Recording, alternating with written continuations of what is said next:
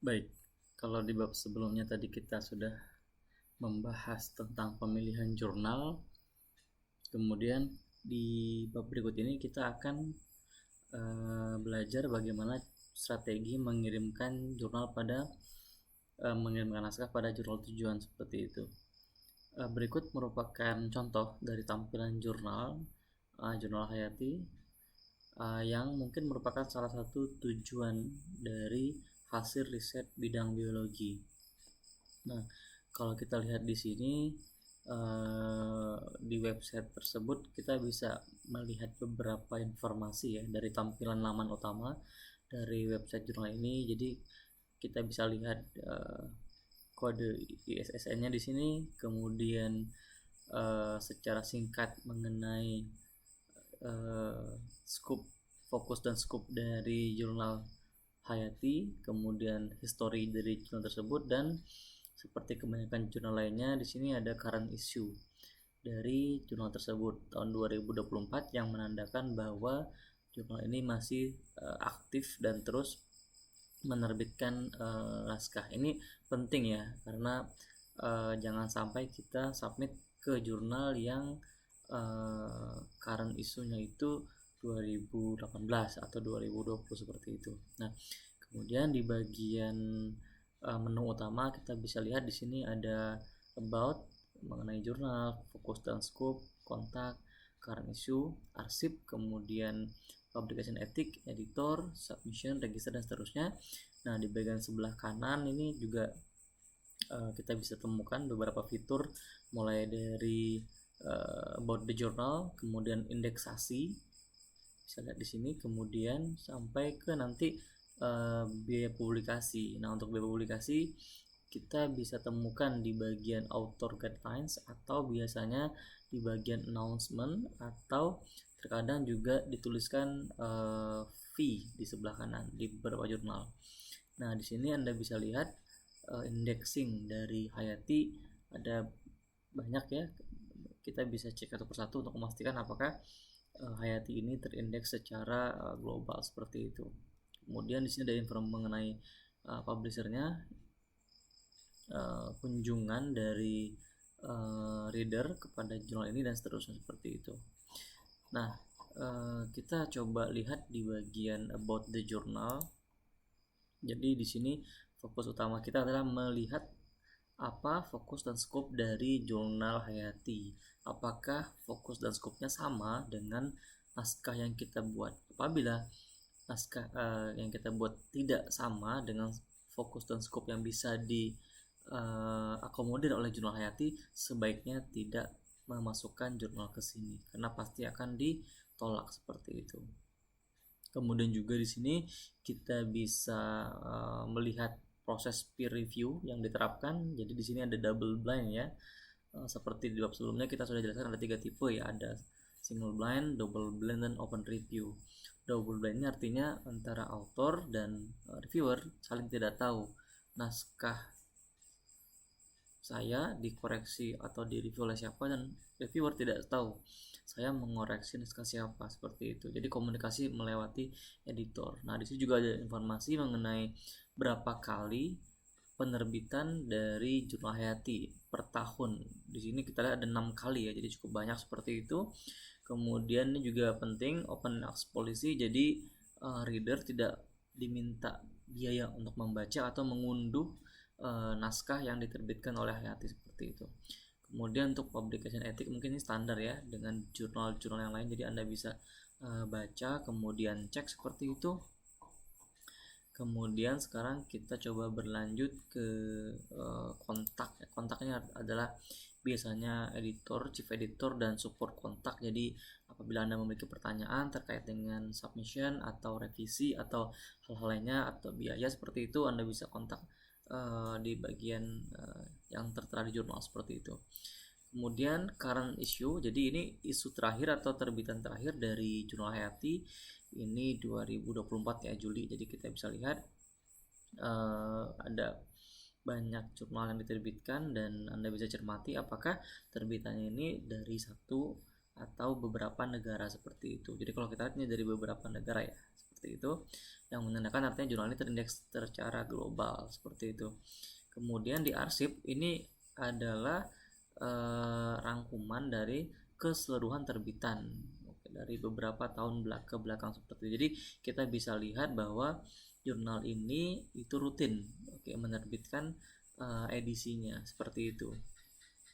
Kemudian kita bisa juga lihat di bagian penting lainnya, yaitu adalah author guidelines. Kenapa yang penting? Karena ini akan terkait dengan bagaimana cara kita menulis, memformat naskah kita supaya mengikuti aturan dari jurnal. Jadi ketika naskah kita kirimkan atau submission ke jurnal Hayati atau jurnal lainnya, chief editor akan mengecek apakah naskah kita itu sudah mengikuti aturan atau mengikuti template dari jurnal tujuan. Apabila tidak, maka sebagus apapun novelty, sebaru atau apapun kebaharuan yang ditemukan oleh penelitian Anda, itu naskahnya akan ditolak karena tidak bisa mengikuti aturan penulisan seperti itu. Nah, untuk aturan penulisan di beberapa jurnal dan kebanyakan jurnal mereka memiliki template seperti itu, seperti ini. Jadi Anda bisa download, kemudian Anda bisa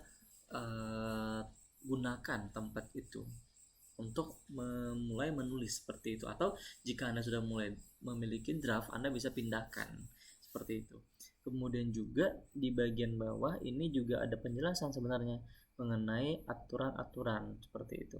Jadi Anda bisa baca juga di website dan juga di template seperti ini. Kemudian pada banyak jurnal juga mereka meminta suggest 3 atau 5 potential reviewer, siapa yang Anda suggest untuk menjadi reviewer pada naskah Anda. Nah, reviewer ini bisa jadi dipakai oleh editor jurnal, bisa jadi tidak seperti itu, tapi tidak ada salahnya kita memberikan list reviewer seperti itu. Nanti kita akan berbicara mengenai cover letter dan seterusnya.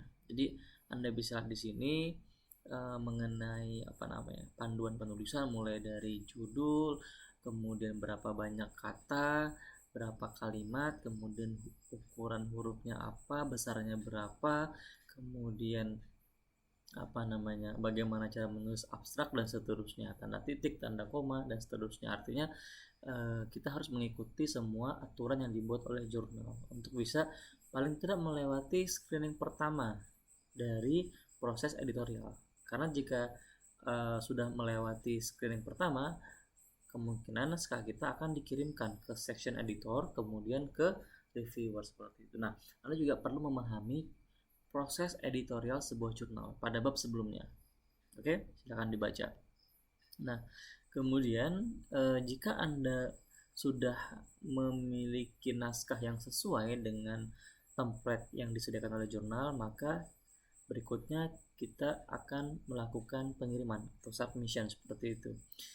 Saat ini sebagian besar jurnal memiliki sistem berupa OJS untuk proses editorial. Namun juga ada beberapa jurnal yang masih menggunakan email seperti itu. Nah, untuk jurnal yang memiliki OJS seperti Hayati ini, jika Anda sudah memiliki akun, kita bisa langsung login, tapi jika tidak, kita bisa membuat akun terlebih dahulu seperti itu. Bisa melewati menu register di sini atau new submission di sini. Nanti akan dialihkan ke register jika belum memiliki akun. Nah, untuk akun di sini Anda bisa ikuti, kemudian Anda bisa isi informasi apa saja yang diperlukan seperti itu. Perhatikan tanda bintang ini merupakan informasi yang wajib untuk diisi, mulai dari nama, kemudian nama keluarga, afiliasi, negara, email, dan seterusnya. Nah, untuk di bagian ini silakan diklik semuanya. Jadi ini adalah term yang dipakai oleh jurnal. Jadi kesepakatan antara jurnal dan author seperti itu. Kemudian jika Anda memiliki akun ORCID, juga Anda bisa integrasikan akun ORCID Anda ke akun jurnal. Nantinya ini akan mempermudah jika ada publikasi Anda di jurnal ini akan langsung terhubung ke ORCID seperti itu. Nah, jika Anda sudah memiliki akun, proses berikutnya adalah pengiriman seperti itu. Nah, untuk pengiriman sebagai contoh, karena di sini saya sedang memiliki akun, kita lihat, kita klik di bagian new submission seperti itu. Nah, di sini ada beberapa tahapan yang harus kita lalui sampai kita nanti akan klik finish seperti itu. Nah, di sini ada section, jadi jurnal ini menerima short communication dan articles seperti biasa seperti itu. Nah, Anda bisa pilih, kemudian di bagian sini ini comments for the editor, ini bisa Anda ketik di sini atau Anda pindahkan dari dokumen yang Anda miliki berupa cover letter seperti itu. Nah, cover letter itu penting seperti yang sudah kita bahas di bab sebelumnya, bahwa itu merupakan surat pengantar seperti itu. Nah, jika Anda sudah mengisi semuanya, silakan diklik save and continue, kemudian Anda akan upload sebagai contoh, Anda akan upload naskah yang Anda miliki. Nah, di sini silakan dipilih tipe dokumen yang Anda akan upload. Di sini ada beberapa pilihan, artikel text, dataset, other. Untuk artikel text ini adalah dokumen publikasi Anda, naskah publikasi Anda seperti itu. Kemudian apakah kita harus mencantumkan dataset, dan other ini optional seperti itu. Untuk dataset apabila misalnya Anda memiliki dokumen Excel atau yang lainnya. Untuk other apabila Anda memiliki mungkin author copyright dan seterusnya, pernyataan dan seterusnya. Kemudian setelah Anda klik artikel teks seperti ini, Anda bisa upload seperti itu. Jadi Anda bisa pilih dokumen, misalnya kita pilih dokumen berupa doc atau PDF, kemudian continue, kemudian continue. Nah, di sini ada pilihan add another file. Jadi jika Anda memiliki dokumen tambahan, silakan ditambahkan. Jika tidak, klik complete, kemudian save and continue. Nah, di sini enter metadata. Jadi keterangan dari naskah yang akan Anda submit ini harus sama antara metadata dan naskah Anda. Jadi judul penelitian Anda di sini, kemudian abstraknya di copy paste ke sini, dan kontributor. Jadi apabila ada 4 penulis, silakan tambahkan semuanya. Di sini ada menu add contributor seperti itu.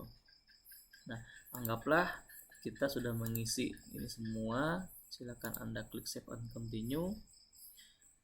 Nah, di bagian akhir Anda akan menemukan tombol finish submission. Jadi ketika Anda klik, Anda sudah memasukkan naskah ke jurnal Hayati seperti itu. Oke. Nah, nantinya ketika Anda sudah memasukkan jurnal, artinya Anda tinggal menunggu hasil review atau proses editorial yang berjalan. Apakah naskah Anda dipertimbangkan untuk diterima, artinya masuk review, atau langsung ditolak di awal seperti itu. Nah, alasan penolakan banyak sekali, Anda bisa baca pada bab sebelumnya. Kemudian satu hal yang perlu kita perhatikan di bagian penerbitan seperti itu. Coba kita cek salah satu terbitan dari jurnal ini. Misalnya di sini, oke, kita klik bagian PDF-nya, akan terhubung. Nah, kita bisa lihat history di sini. Jadi naskah ini memiliki history sebagai berikut, atau kalau kita cek di bagian yang lain seperti ini, oke, juga sama, ada historinya. Kemudian kalau kita cek di bagian yang lain lagi, kita lihat di sini. Jadi naskah ini diterima atau dikirimkan oleh author pada Januari 2024, kemudian direvisi, oke, Februari 2024, kemudian diterima oleh jurnal pada bulan Maret 2024. Jadi 2 bulan sampai 3 bulan proses seperti itu. Nah, tiap naskah mungkin berbeda-beda. Ada yang lebih cepat, ada yang lebih lambat, tergantung proses editornya, tergantung bagaimana Anda melakukan revisi dan seterusnya. Silakan baca bab kedua untuk mengetahui strategi untuk bagaimana merevisi dan seterusnya seperti itu. Oke. Sekian untuk penjelasannya. Terima kasih.